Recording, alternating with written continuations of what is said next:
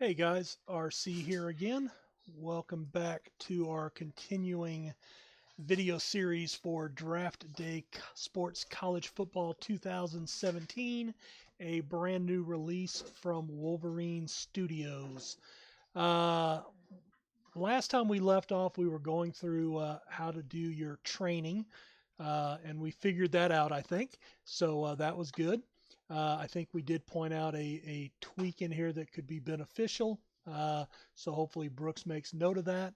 Let's see. All right, so we've done the training, so we're set for training camps, but we're not done yet, so we don't want to advance. Let's go ahead and look at game planning.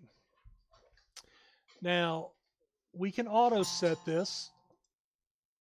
Okay, that's AI suggest basically. Okay, we can do that and then we can save that. Okay, that's one option. Over here, you can choose to this is something from his pro game, and I don't think this makes a ton of sense in the college game. To me, in college, you can't afford. Well, let's back that up. Okay, we've seen in real life where, say, the Indianapolis Colts with Peyton Manning at quarterback had their division wrapped up 1 or 2 weeks before the end of the season. And it was not unusual for them to rest their starters and basically forfeit or throw the game, albeit unintentionally, but by not playing their best players. And the reason they would do that is to where they would not risk injuries heading into the playoffs, knowing that they were already in the playoffs. In college, I don't think you have that luxury. So because you're playing not only for your conference, but even if you wrap up your conference, a spot in your conference championship game early, you're still playing to stay alive potentially in the playoff hunt if you're a power, one of the top teams in the country up here playing for the, one of the 4 playoff berths. So, I don't know that you would ever not play your starters in a college game. Just something to think about, but that was what jumped out to me. But that's what you would do here. Do you want to play mostly your starters? Do you want to have a balanced rotation where you rotate your team in and out? Or do you want to play mostly your backups? What I would like to see is something more along the lines where I might want to play balanced on my offensive and defensive line. I may want to do balanced with my running back because maybe I have 2 or 3 good running backs, but I might want to play my starter, my quarterback starter all the time and not play my backup unless there was an injury. I can see some ways in the college game that it makes more sense, but I'm not sure how that could be implemented here without revamping his entire structure, which is not an option, and I understand that, but just something to think about. I don't know that that makes a lot of sense from the college game standpoint. So anyway, but that's what you can do here. Now, this is, I'm going to kind of rant here a little bit, and I don't mean to, but it is, because I am trying to help you understand the game. I want to make sure I point out when things don't exactly make sense or work the way that they appear that they should. So when I am tweaking these numbers in my game plan screen, the game tip right here tells me that if you set it from a scale of 0 to 100, 0 is heavy run and 100 is heavy pass. That's for offense right here, this column. And on the blitz ratio on defense, 0 to 100, 0 is no blitzing, and 100 is lots of blitzing. Now, I understand that could be construed as vague. What is heavy pass or heavy run or lots? Lots of blitzing. Is that every play? Is that 95% of plays? Well, I understand it doesn't say that, but when I hear heavy pass, if I set it to 100 and 0 is heavy run, if I set it to 100, I would expect to pass the ball every time in that situation based on what this tells me. Now, I'm going to show you my post on the forum. And this was I ran 2 games yesterday, and I had done this just trying to play around with numbers and see what they did. So I set passes to 10, runs to 1 for weight. So passes were 10 times more likely to be called than a run, at least according to my understanding. And I set everything to a 99 ratio, very pass heavy. However, in my first game, I had 38 passes, 29 rushes. Second game, I had 51 passes, 26 rushes. I was expecting something around a 60 pass attempt and under 10 rushes at best, or at worst, with these numbers. Now, Brooks, the developer of the game, he basically gave a breakdown. There are some options, and we talked about that earlier. These options up here, okay, and we'll click on that. It's right here, this 1058. Now note, do not modify unless you know what you're doing. Raising the base will reduce the play calling effect. Raising the modifier will make play calling settings impact the final ratio more. The higher the number, the more passing occurs. Okay, now these settings will affect the playbook creation rules. Okay, now here's what throws me off. I understand that. So it's a 1058. So here's the 10. It's a base 10% chance of a pass plus 58% of your play calling ratio, 99% in my case, plus some internal modifiers based on down, distance, point differential, time remaining, etc. And he says that tops out at around plus or minus 10%. So with my numbers here, I'd be at about a 68-32 ratio, which based on these numbers, that's pretty accurate. If I want to totally change, I'd have to change these to 1/100, but that's going to, and this is what throws me, it's going to affect all the CPU teams as well. Okay, now in real life, let's go look at our home page here. In real life, Alabama and LSU run traditional pro set run heavy attacks, very balanced attacks, 50-50 pass run. Texas A&M when Johnny Manziel was there, a lot more spread option attack. If we go, think about other teams, Texas Tech, Washington State with Mike Leach, they run very spread offenses, but very pass heavy.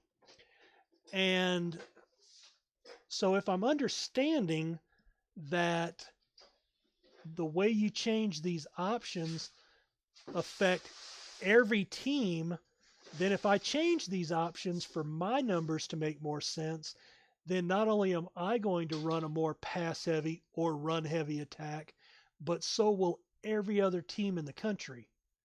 And that doesn't seem right. I mean, I don't want every team running the same ratio. I mean, that would be like, Alabama versus Oregon, a very high paced, spread attack running a play every, 35 seconds, or a team that runs the clock down to 3 or 4 seconds on the play clock every time that they break huddle. Other teams not even huddling and just making calls at the line. That's the what we see in college football. And if we've got it set up to where it can only be one way or the other, and that's what I'm reading here, then that doesn't make sense to me. So I'm not going to mess with those numbers. And maybe I'm misunderstanding, but again, I showed you the post and the response. So, that's where I'm getting that information from. But anyway, that was under game plan. Now, again, you can, there is a drop down here. Now, what I want to show you is there's default and then all these different offenses. Okay, so you can choose West Coast, power, pro style, vertical, spread, option for every single one if you want. Okay, certainly acceptable. Now here's the other thing. You can customize a playbook. All right, now we don't have a playbook yet, very similar to when we did our training, remember? So we're going to put this in, and let's just call this we'll call this the Super Pass playbook. All right, and this will be an offensive playbook. And then we will come back and we will create a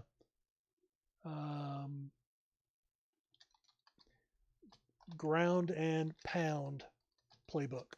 And that'll also be an offensive playbook. All right. So now we have two over here. They weren't here a second ago because I didn't create them.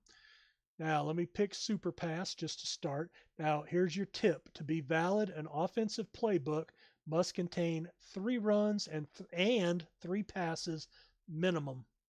It will not work if you don't have that. Now, how do you create this playbook? Well, we named it, so we have created it. Now, here is your list of plays. It's a drop-down menu, and you can see we have I formation, pro set, shotgun, spread, 2 tight ends, wishbone, and each one of those has a plethora of plays within it. So let's just say, this is my pass heavy. So let's say I'm going to go to my spread and I'm going to run a bubble screen. Now, weight is the frequency of plays called in the playbook. Higher numbers will get called more often than lower numbers. So I'm going to add that in, and you notice I gave it a weight of 10. So here's the play, and it has a weight of 10.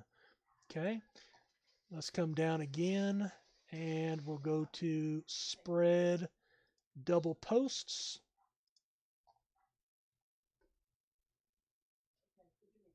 Spread outs under. Now they are going, there is the assumption that you have some general idea of what these plays mean, what these words mean as far as what's going to happen. In that particular play.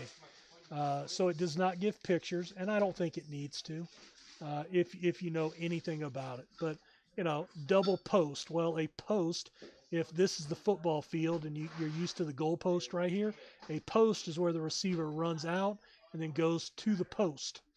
Okay? A flag, you come out and to the flag, to the corner. An out is they run down and then cut an out to the sideline. A slant is exactly that, from where you would line up. Let's say they're lined up here on the Texas name. Your wide receiver's out wide left. He runs a slant directly at an angle. Okay, so pretty self-explanatory if you have pretty much any understanding of the game of football. I don't think you have to be a genius to understand these. If you don't know anything about the game, I could definitely see this being an issue. But, I think they're pretty easy to figure out. Now, I do need 3 runs. So right now I'm currently running everything out of the spread. So we'll run a spread, and I want to make these a 1 weight because, again, this is my Super Pass playbook. Let's see. We'll run the pitch right. And, I do want to run a wide receiver drag in there.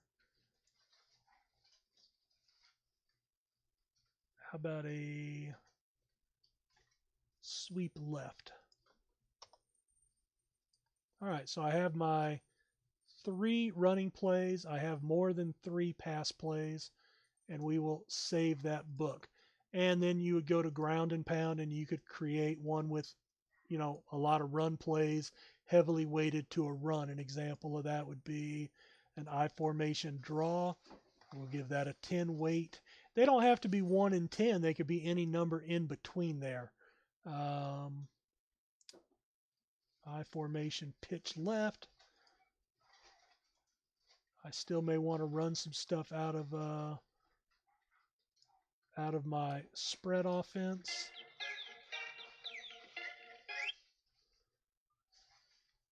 Spread option left.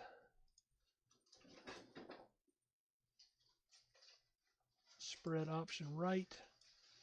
All right, and then we will come back with spread quick slants. Now on this one, instead it will be, oh, no, a 1, because this is my run heavy, remember.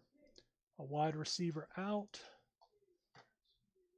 and a slot drag, and we will save that. All right, so now if we come back to game planning, now if we look at our drop down menu, not only do we have everything we had, but now our super pass and our ground and pound are also in here, so we could have those to choose from as well. And if we, now it didn't choose those in our AI setting, but we could go in and do that manually if we wanted to. Okay, but I'm going to leave it based on this. We're going to save that again just in case anything changed. All right, so we've looked at our roster. We've set up our training. We've worked on our game plan, our schedule. Now, here's something. Okay, schedule we haven't looked at. Now, when you first start, we're in year 1. Okay, your schedule's already done. Now, this is your scheduling preferences for next year. You can choose 3 games. Now, one thing I think this should do, and Brooks, if you're watching this video, we don't want to have duplicated games. So I don't think I should be able to, I shouldn't even have Auburn, Arkansas, Alabama. I shouldn't have SEC teams in my drop down. I don't know if, well, let's see if it'll work. Well, it did save it, and now I'm going to end up with possibly 2 games. Now the game probably has coding in there to where it won't accept that game because you're already scheduled. But do you want to have the option of scheduling a conference opponent? I noticed, for example, it's not Vanderbilt, it's Nashville Admirals, but that's Vanderbilt in real life. I don't play Vanderbilt, but they are an SEC team. If I schedule them as one of my 4 out of conference or non-conference games, but they are a conference team, is that going to affect my conference schedule? Is that going to affect my conference win-loss record, my conference standings? There's a lot that could go wrong there. So those teams probably shouldn't even be allowed to be in there. Just something to think about. So let's see. We're going to go with Nevada, Duke, and Northern Illinois. I want 2 of them as a home game. We'll save that.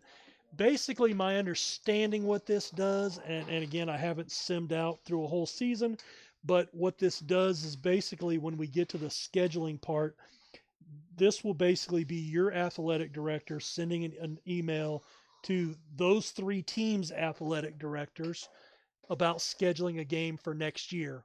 And then they would say yes. And so when we get to next year, those will already be incorporated into your schedule for next year. So I'm assuming that's how that works. If anybody from Wolverine has any confirmation on that, comment below in the video. Again, any questions, head over to the Wolverine studios and ask specific questions where Brooks and the Wolverine guys can answer those, not just for you, but my feeling is if you have that question, somebody else has that same question. So let's go ahead and ask all the questions on the Wolverine studios and get the answers out for you and for everybody else. Let's see. All right, so team info.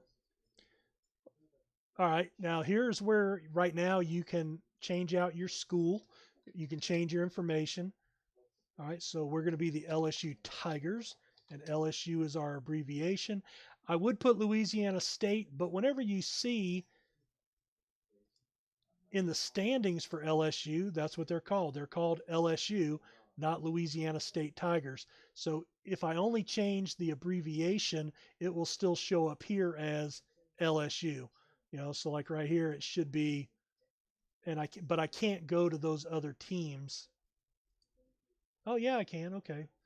So Georgia Bulldogs, and they are UGA, and we'll save them.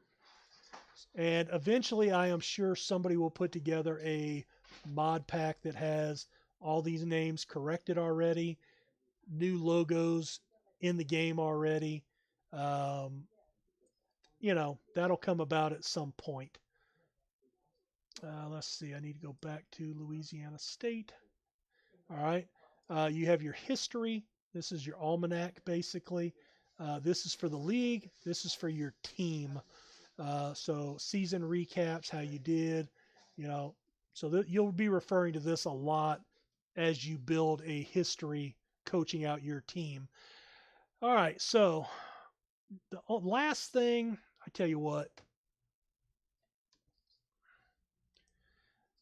I'm going to go ahead and put a stop here because the next thing is to cover recruiting. And I'm going to probably need the whole video just for that. So let's go ahead and put a break in right here and come back for the next video, which will be recruiting. Thanks for watching. See you in the next one.